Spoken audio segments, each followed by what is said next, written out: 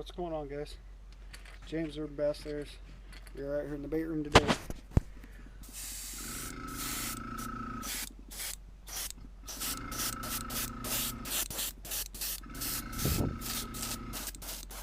And I am painting up some frogs here. I got these guys that I got off this website. I don't want to give up the website yet because they got some really cool stuff on there that I bought. These guys actually got lips that will pop in there once I get these paint jobs done. And these little mini frogs here, little popper guys. These guys got these funky little legs that go through that hole. Little poppy frogs. I figured those would be fun to paint up. Place where I got these, the paint jobs the guy had on some of these baits are pretty good, and I like them. Sorry for the air compressor going on. I'm going to get right back up into painting this before the paint dries in my airbrush gun. So what we're doing here is I threw a white base on these. And what I'm doing is I'm throwing the yellow on, and I'm heat setting every color in between with this guy. I think what I'm going to do next after this is wrap them, go with the green, and then I'm not sure, maybe not, maybe I'll go with some green on it and then I'll wrap it and then I'll do a sepia. Yeah, that's what I'll do. We gotta get these things looking like froggies. Anyways, check it out, guys.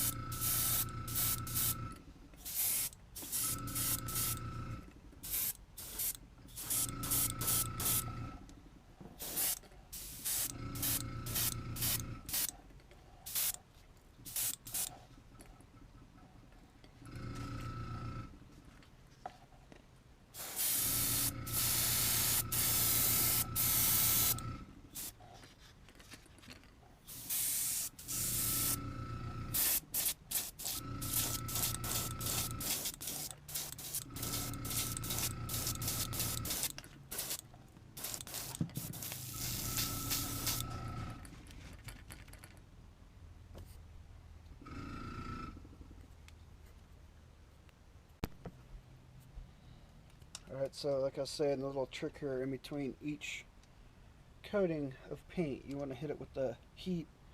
What you're doing is you're heat setting the paint in between each layer. That way the paint does not run together. In some instances, like with this, I could have painted the green over the fluorescent yellow and it would have worked. But, I mean, because it would blend together because it's a light to a dark. But in this instance I heat set in between because I don't want the paint wet underneath when I use this stuff, and I wrap it. So I'm going to take this, take a bunch of these alligator clips, and I'm going to wrap the baits and secure it with the alligator clips. And what that does is when I paint the next color, which will be the sepia, over the back and the whole bait, it will get that texture from this. And I get this stuff at Joann Fabrics by the yard. You just go and look in the fabric area for different stuff. I've seen people use like paisley fabrics and all kinds of stuff, so it's whatever you want to do, man. The choice is yours. Like This is an old laundry bag. I got this one from, it's an old loofah. That was some of the first stuff I ever used, was an old loofah. I had one down here. People use like onion bags, and they use bags they get from the grocery store, whatever you can think of. And then little stuff like this, little hair clip. You stick that on the side of the bait. If you want the lines, a lot of my stencils, all my stencils are all hand cut. I like to use this clear plastic. You can see through it. And say I wanted to make a stencil for that arm, I could cut around, I could draw it out and then cut it out exactly the way it is on there. But in this instance, I'm not cutting out stencils for these guys. I'm just going to wrap them, throw some sepia on them, and be on the way. Anyways, thanks for watching, guys. They're ambassadors. Just doing some little froggies here in the bait room. It's really foggy outside. Wanted to go out and fish really bad, but it is cold. It's going to get up. Temperature's going to raise in the next week. We're going to get out of this cold. We are coming up on the spawn, man. I'm stoked. Anyways, we're messing.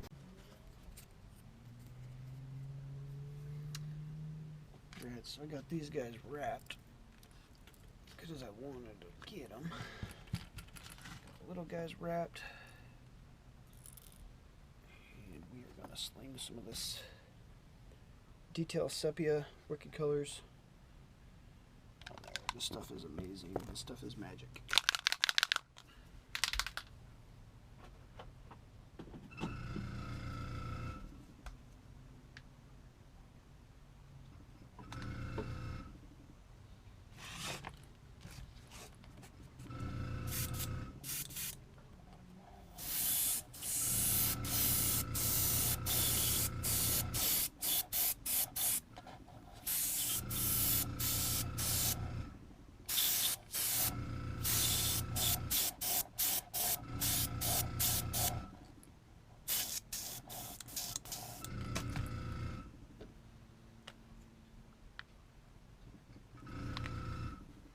Trying to carry that sepia down onto that yellow just enough to tone it down like a brown.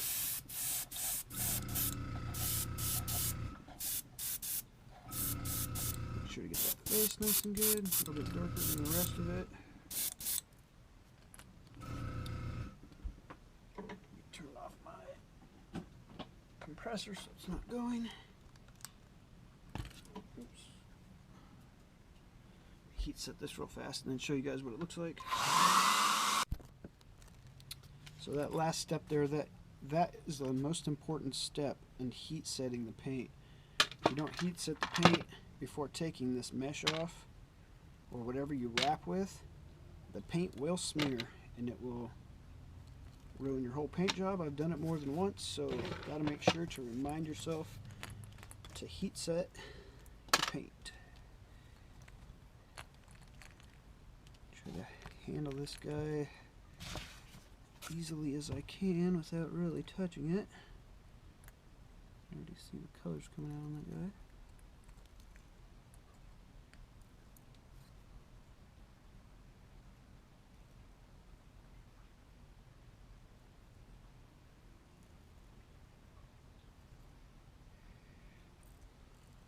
Pretty good. Wow. What do you think, guys? I think that came out pretty good. Now I might throw some sepia right down the back of that thing just to tone all that in together, but I don't know. I might leave that. It's pretty good. I like that. That looks good. Pretty simple little pattern there, guys. I mean, it's basically done. If I want to, I could just leave it like that. And as you can see, that was only, what did I use? I used white. I used the fluorescent yellow. And I used the opaque light green. Wrapped it. Threw some sepia on it. I mean, that's pretty simple paint job to get that realism. And I mean, that looks pretty good. That looks just about as good as anything you would buy in the store. And I haven't even thrown my glass eyes on that yet. Or clear coat. So yeah, anyways, there you go, guys. Urban Bass Layers. I'm gonna finish these 3 up, and then I'm gonna let them dry. I usually let these guys dry for about a day before I clear coat them. If you don't let them dry before you clear coat them, the paint will not be dry all the way, and it will try to the moisture will try to evaporate out, and it can't escape because it will be sealed in the clear coat. So remind yourself to let your baits dry for a little bit. Anyways, Urban Bass Layers, thank you guys for watching. Just a quick little video on painting up some frog baits. I got a whole bunch of other baits that I just bought. I got some King Kong lures that I'm about to do. A bunch of other stuff. And as soon as it gets a little bit warmer, I'm going to get back to hand cutting a whole bunch of stuff. It's a little cold out here, so I come out here for a couple hours a day, and I hit it while it's just warm enough for me to be able to airbrush, and then I head back in the house and finish up all the clear coating and everything in the house. Do what I do with what I got. Anyways, Urban Bass Layers, thanks for watching, guys.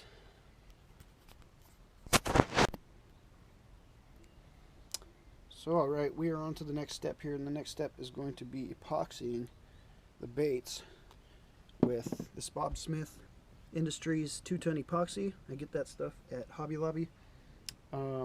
So what I did with these baits last night was I went back over with some other green, and I did the little dots. I put the bills in with a little bit of the super glue, stuck it in there, the super glue, and then I shoved the bills in there and made sure they're nice and straight. I put these glass eyes on these guys. Glass eyes are really cool. Go online, you can find glass eyes all over the place now. Everybody's making them. There's a couple people that I follow that make their own glass eyes, and they're pretty good. So what I'm going to do here, how I do this, is I use these plastic bristled brushes here, and you want to pull on them, make sure the bristles don't come out, because they will come out on you as you're applying the epoxy sometimes, and that's not good. So I use these little beer top lids. They come in like the 6-pack things for the tops of beers, and I just cut them off and I mix in these. You can use pretty much anything. I use like little pudding cups and stuff like that sometimes. If I have those, I'll use those. And when I'm done using this, you can only use them one time. I end up cutting off the stick part of the brush, and I use that to mix the 2-ton epoxy. There's a 2-part. You got to put it in here and mix it up, and you want to mix it really quick. It says 30-minute cure time. That's not a 30-minute mix time. You got about 5, maybe 10 minutes to mix this stuff. So when I do mix it, the thing that I do is I'll mix just enough to fill up the bottom of this little lid, and it's always just enough to do like 2 baits. So because this is a big bait and this is a tiny one, it will even out. So what I'm going to do is I will coat these 2 together and these 2 together. That way I don't, because if I try to coat both of these, I might run out on this one and have to mix more. This will even out to as if I was doing 2 regular size crankbaits, if that makes any sense.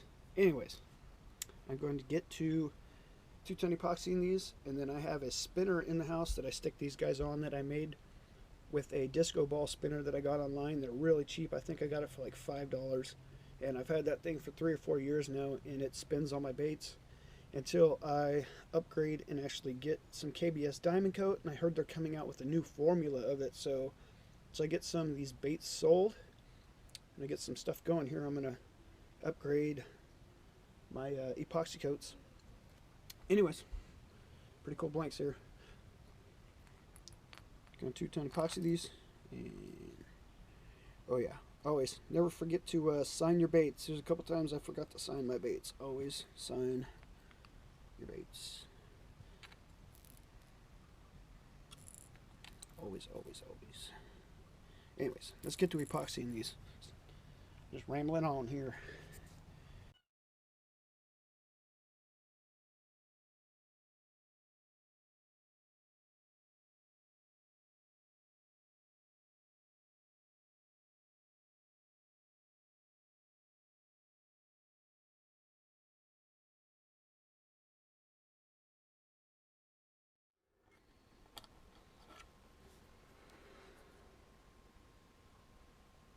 So with this, sometimes what I do is I take these and I will hook them together and tape it together, so I have 2 things there.